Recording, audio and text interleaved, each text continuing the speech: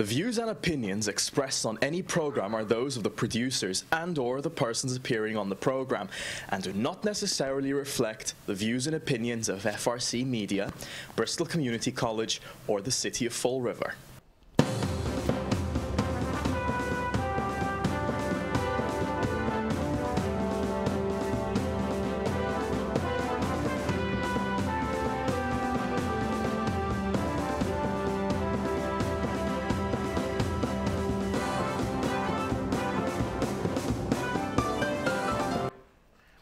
Good morning. Good morning. Welcome to Spindle City Straight Talk. I'm Chip. And I'm CJ. And another glorious day in Fall River. It was snowing outside when I came in here. Well, it always snows. You know, it's they get that series on. It's Always Sunny in Philadelphia. I guess we're going to have it now. It's Always Snowy in the Riv. So.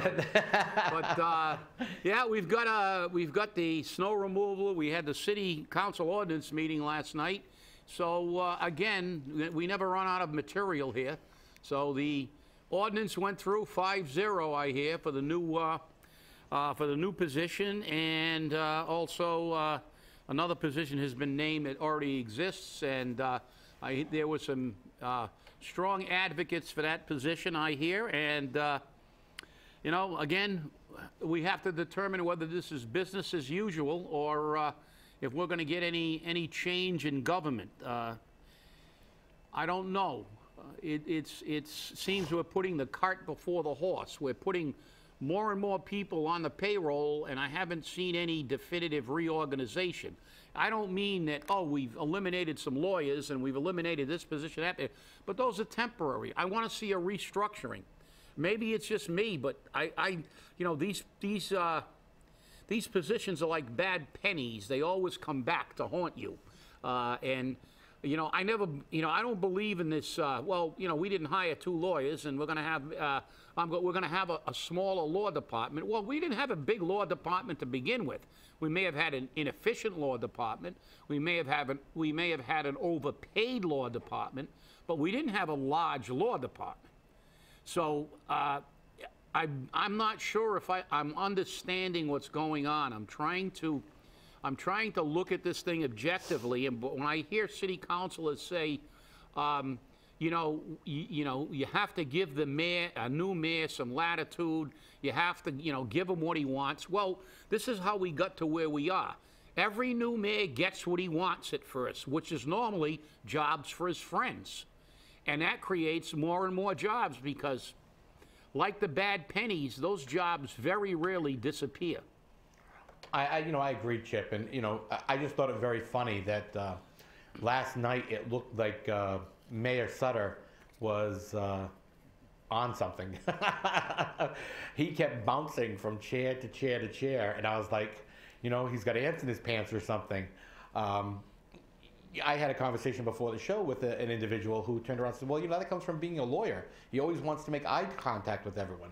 But you know, the city council, or I should say the committee on ordinance last night, showed exactly where they stand. And I don't mean on their feet. They stand on the premise that if the mayor wants it, the mayor will get it. Because to have a vote the way it was yesterday was unbelievable. The mayor got his chief of operations as a chief of staff, which makes, by the way, $8,000 plus more than the chief of operations job did. My question is, the person who was supposed to get the chief of staff's job, where is she going or he going? And what are the jobs going to be in the making down the pike? We already see that the mayor is hiring ADAs from the Bristol County District Attorney's Office to be on various boards and commissions in the city. 2 of them were just confirmed by the city council without any problem. And a lot of people are saying, well, this could be, you know, they're working together, they're trying to put it all behind them. You know, they're trying to say that they're going to have a council that works with the mayor. I think what's happening here is people don't see the sinking of this ship, and that it's continuously happening. And it's been happening for a couple of administrations. It's been a slow, methodical drowning. And the problem that we have is nobody is willing, nobody, whether you talk about the school committee, the Grateful Nine, the mayor's office, to take the bull by the horns and say, I don't care. We need to do this. We need to move Fall River forward. Okay? And to move Fall River forward, we need to all pull together to do that. But we can't do it when, well, you know, my friend Bob needs a job, and, you know, I think I'm going to make him the chief contract negotiator for the city, and he's going to take care of all the contracts because Bob knows how to do that job. But again, that's an opinion. But I think that what's happening here is the people are being spoken to in volumes. The question is, are they going to listen, or are they going to pay attention to the same old, so why fight it? Well, you know, I think that there's a flaw in that attitude that, you know, we have to all work together. Yeah, we have to work together if we're working toward a goal that is going to benefit the city of Fall River. I don't believe in this mantra that we all have to hold hands and get along. As I said, I don't mind debate. I don't mind a little disagreement, as long as we come ultimately to a consensus that moves the city forward. I don't think adding more and more management jobs, more and more positions without a restructuring. As I said, look, I don't have a problem with this mayor or any mayor having people in positions to do jobs, and people he trusts and people he feels are qualified. But with that being said, that has to work in concert with a restructuring of the city. You know, the problem that we have in this city is we forget it's not about the city council working with the mayor. It's about the city council working for the people that elected them to represent them, the people of Fall River. And if that happens to be to not agree with the mayor, that's the position they should take. This pass that every new mayor gets, oh, he's a new mayor, let's give him everything he needs to do the job. Well, we're giving him too much. We've seen more and more and more of these jobs that we don't need, like neighborhood liaisons making $90,000. Neighborhood associations got along pretty damn well before we had this guy and his staff. Yeah, the problem, though, right now is the neighborhoods are upset because he doesn't return phone calls. Yeah. But then again, you know, so do some of the city councilors. The biggest problem I have is when these things are proposed and they come down to the city council, and none of them, not one of the 9, has the guts to say no, and get together and say no. And you know, this is the problem. The city council, they say we need more power. This is a mayor powerful charter. This is how it's set up. No, the one thing the city council has, the one thing the city council has always had, is the power of no. They control the checkbook. Yeah. And you and I both know, Chip, that money makes the world go round, and it especially makes Fall River go round. That's 100% right. When they say they have no power, that's horse poo-poo. I hate to say that, but it is. Because without money, we can't do anything. It's like saying that we can get something through the State House or the federal government without it getting through Ways and Means.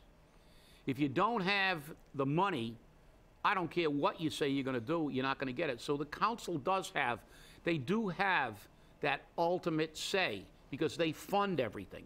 And that get-out-of-jail card that they always use, well, we've got to do it, we're backed in a corner, if we don't do it, we're going to get fined, blah, blah, blah. Look, the problem is this city hasn't changed in 200 years because nobody cares about the people who work and pay taxes. It's all about creating bigger government. The answer to everything is to hire more people. And my question is really simple. And as I said, I have a philosophical difference with these people. A city or a town is basically our home. And in our home, we have to pay the electric light bill, we have to pay the gas bill, we have to buy food first before we go out and buy fancy cars and buy extras. So we look at this city and we see services that have been cut drastically over the years. Everything's been cut that delivers the service to us in our own home. Yet, the fat has increased disproportionately. We have an inverted pyramid. What we have here is, people talk about how government's answer to everything is throw money at it. Well, it's also create jobs. Because the schools ran fine. I was in one of the largest graduating classes at Durfee High School in its history, even till today. Yet, we didn't have COOs and all these tiers and tiers and tiers of administrators that are doing such a great job that we have kids walking out of the school in the middle of the school day and nobody knows it until after the fact. The mayor didn't have all these assistants and special assistants and specialists to look at their vision. Well, you know what my vision is of Fall River? It's a place where they try to hold down taxes, keep money in our pockets so we can go out and buy things in the store and actually build businesses and bring businesses in. Because the reason Fall River continues to be an economic disaster area is because all of you are full of crap. And you try to feed us a line, and you try to say that if we do this and we have this committee and we hire this guy to bring in business, bullshit. The mayor loves to cite data. He's a lawyer. Oh, the data said that we did a better job of snow removal in New Bedford. Well, the data is pretty simple, too. Newton has 2,000 less people than we do, and they have 10,000 more businesses. Why? Because they also have the lowest amount of people below the poverty level and the highest per capita income of any city of our size in the Commonwealth. You get the correlation there? You get that data? By the way, Chip, Newton streets are clear. Yeah, well, it's mind-boggling, CJ, to me that we listen to all this stuff, and I listen to one of the councilors constantly saying, we've got to invest in this city. Everything we spend is an investment. Crap. It's the city's job to provide us services. That's why we pay our taxes. That's why I have to pay. Hey, look, I don't like paying my electric bill. It doubled. But I got to pay it if I want to have lights and if I want to have heat. If I want my boiler to run, I have to pay my gas bill. I mean, those are necessary things. And when I'm paying my taxes, I want my fire department, my police department, and my DPW to be here. I don't want administrative assistants, city administrators, special assistants, COOs, and all this other crap. And we're looking at a city that has far less people delivering services to us and a far larger budget. And what's wrong with that picture? Well, I'll tell you what's wrong with that picture right off the bat, Chip. I mean, they're already being told to prepare budgets which are 5 and 10% less than the current budget. But you'll notice when those budgets are prepped, we don't get rid of any of the fat. We don't get rid of the 4 city treasurers on top of the one we hired. We don't look at getting rid of 2 assistant directors of DCM. We don't look at getting rid of 16 different heads of one department or another over at the Fall River School Department, okay? Because we can't do that. We got to get rid of the guys who actually do the work. We got to get rid of the teachers. We got to get rid of the guys who pick up the trash. We got to get rid of the firemen because that's what we have to do because we can't afford them.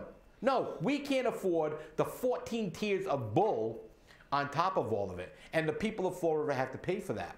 And to top all of it all off, which you and I reported months ago about, the shortfall in the school department. It was 2.7, it was 3.1, it was 3.5, it was 2.6. It's $4.5 million.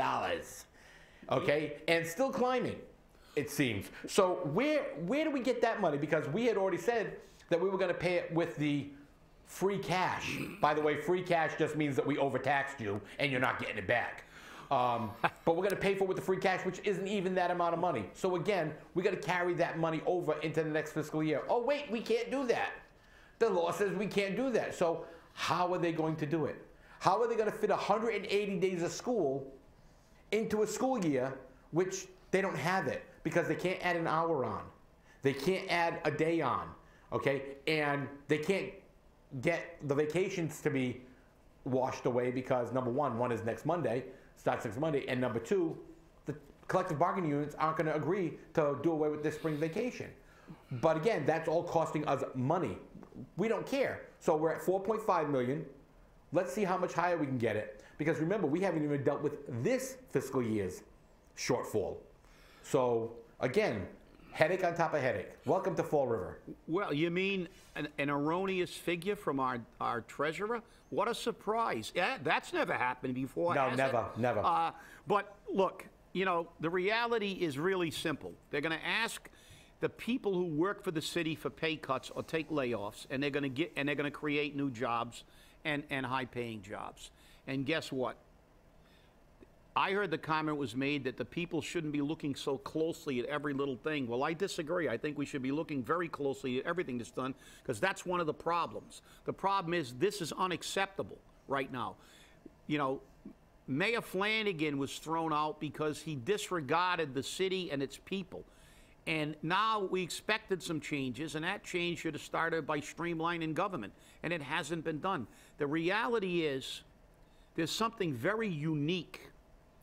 Whenever money can't be found, it's because they're stealing it and because they're misappropriating it. That's almost a given in government. I'm going to go back many years. They wouldn't do that in Fall River, Chip, would they? Yeah. Well, they would actually take the money? Well, I'm going to go back many years ago when we had a 300-man fire department, 300-man police department, and a budget under 100 million, just under. It was in the 90 millions. But at that time, we were getting something called federal revenue sharing, and we got $6.4 million of federal revenue sharing one year. And everybody said, oh, great, we're getting this money for police and fire, and we're going to earmark it for police and fire. And they said they were going to earmark it. Well, guess what? They gave 3.2 to the police department and 3.2 to the fire department. And the 6.4 million from the city disappeared. It just disappeared. The budget started at 94 million, they added 6 million, and it still was 94 million.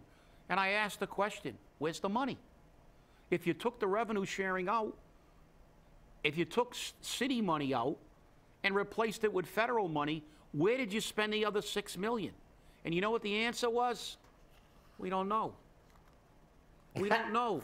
And then Councilor Medeiros actually made the statement, and Linda Pereira remembers it, I believe. He said, I believe Mr. Kamara's asking, where's the beef? And you know, we never got an answer to that question, and the auditor and the treasurer was sitting at the table at that time in those bygone years when you could actually go there and question the budget at length. And guess what? The next day, they were threatening layoffs again of fire across the board, fire, police, school, because of the budget shortfall. Well, guess what? After somebody said, hey, if you add 6 to 94, it comes out to 100. How come the budget's still the same? And nobody could answer that question. It was a mystery. But that mystery was solved the next day, and there were no layoffs because miraculously they found the money. And it's the problem. That's the problem in government. When they can't find the money, they know where it is. They just don't want us to know where it is. And they're going to use it when they have to and when they're pressed. And you know something? We shouldn't be giving the mayor anything he wants. We should be giving him what he needs, not what he wants. You know the old Rolling Stone song? You can't always get what you want, but if you try real hard, you can get what you need. Hey, I agree, Chip, and you know, I firmly believe, and I made this comment recently, that in 20 plus years, Fall River has never seen an increase. Fall River has never seen anything moving us forward. No matter what it is, it's short term, it lasts a month, it lasts 2, maybe a year, and then disappears. Whether it be businesses, jobs, whatever the case may be. Fall River knew this was happening, and some of the members of the city council today were on the city council back when this started. And we have proven, just by the statistics which the mayor loves, that Fall River is in a deep spiral swirl down the drain. And the people responsible, you might want to say it's the citizens. It's not. It's the elected officials. the city council, the school committee, and even the sixth floor needs to have a drastic wake-up call. And maybe that wake-up call needs to happen at the voter booth, where they turn around and they say, you know what, we recalled the mayor, and you didn't get the message. You didn't listen, and you didn't get the message. So maybe now what we need to do is, at the booth this time, really send a message. Let's get rid of all of you clowns, and let's see how you feel. Because you know what? It's time for the people to take back their government. And a comment made in the ordinance committee meeting yesterday by a city councilor smacked right in the face of, we'll do what we want, in my opinion. And that was, the reason why the people are upset with the Cozy Bus Company is because we granted them a variance. Well, if the people didn't want this variance, they should have shown up and fought against granting this variance. It's the people's fault for not being there to do it. No, it doesn't matter if you show up at those hearings. I've shown up at numerous zoning board hearings, and I've stated vehemently against granting variances. Okay? And you know what? If you get the right attorney and the right people, boom, you get your variance. There isn't a variance that this zoning board has ever said no to that really made sense. Okay? If you buy a parcel of land and you know it doesn't meet the frontage requirements or the lot size requirement, you bought it, you knew it, why is it all of a sudden a hardship on you? You knew it. Suck it up. Don't come to me to give you a variance so you can create parking and flooding problems. That's your problem, not mine. But we sold the schools, and again, we granted the variances because these are politically connected developers. I'm not against development, but I am against stupidity, and stupidity runs rampant.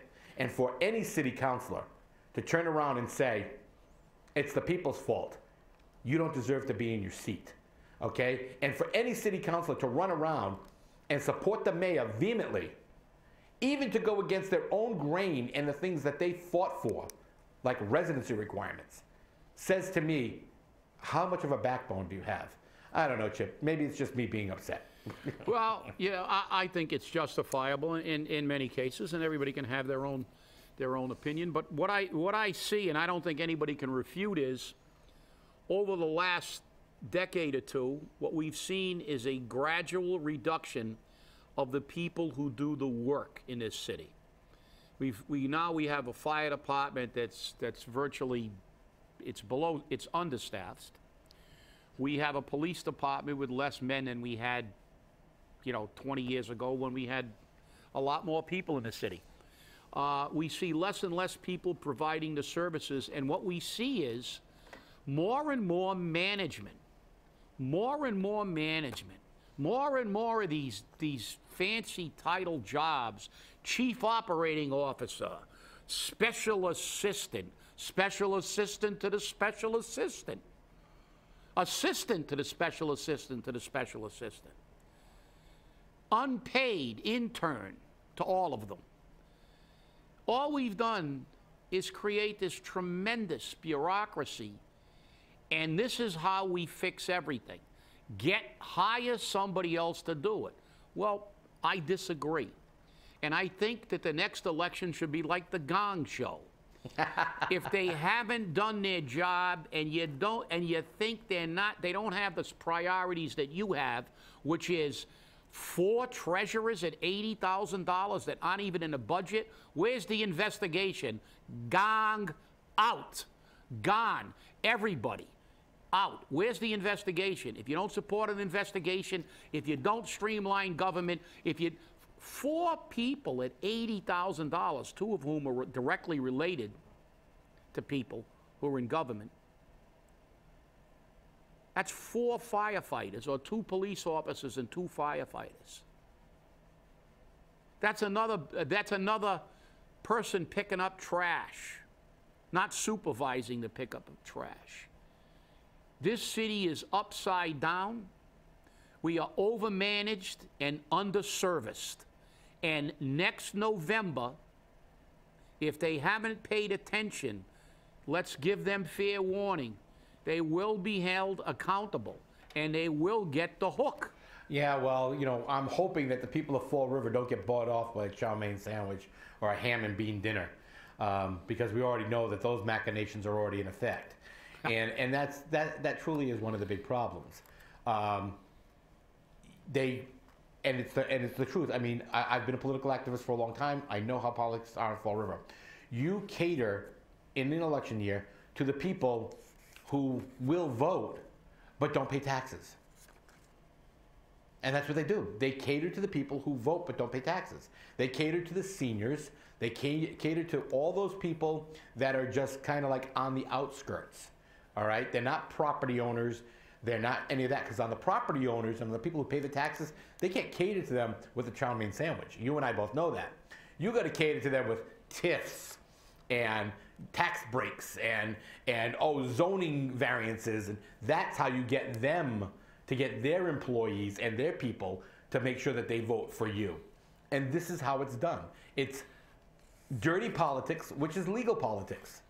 And that's, I mean, you and I have been in this long enough to know, you longer than I, although sometimes I feel I'm longer than you, that, you know, we can pick and choose every war we want. The problem is that if the people in that war don't rise up to take back what is rightfully theirs, we get nothing out of it. We lose. You're right, CJ, and I will tell you straight, and I will say it publicly. No one will get my vote in the next election that I don't feel is operating in the best interest of the taxpayers of this city and in the interest of the people of this city, not in the self-interest of certain people or a minority. If they haven't done something to drastically change the way we do business, to cut the fat, to eliminate waste, and to bring back services and improve basic fundamental services, I will vote for someone new. And you know something? I don't even care if I maybe dislike some of their platforms. I will give them an opportunity to go there and represent the best interest of the people. And if they do, they'll continue to get my vote. And if they don't, we'll vote them out. And I think the recall did one thing. It got people paying attention. And let's hope that that attention span is not what these politicians hope it is, the length of a gnat. You know, and next November, if things keep going the way they are, let's send a message. Let's go back to the 90s when we got rid of more than half the city council. And that's what, if that's what needs to happen, it's nothing personal. But again, it is, because it's my tax rate that keeps going up. It's my services that keep going down. It's my fire department that's understaffed. So guess what? I do have a vested interest in this. And it's personal. Because when I see people making $100,000 and I see a treasurer and 4 of his relatives or somebody's relatives helping him that aren't even reflected in a budget, I get pissed. I wonder why. I mean, it's amazing how fast the time goes by here, but, you know, I, like you, have the same belief. I think that it would be wonderful if all 9 of the city councilors got replaced. I think it would be wonderful if all the school committee got replaced. And at this point in time, I'm really beginning to believe that the 6th floor needs to be replaced. And I honestly don't believe it is going to be that hard for any candidate coming up in the upcoming election, providing you, the people of Fall River, open up your eyes and say, enough of this, enough is enough. Well, let's hope things change quickly. Let's hope that something comes out of that office and we see real change. Otherwise, there will be change. That's it. And thank you for watching Spindle City Straight Talk. Have a great day.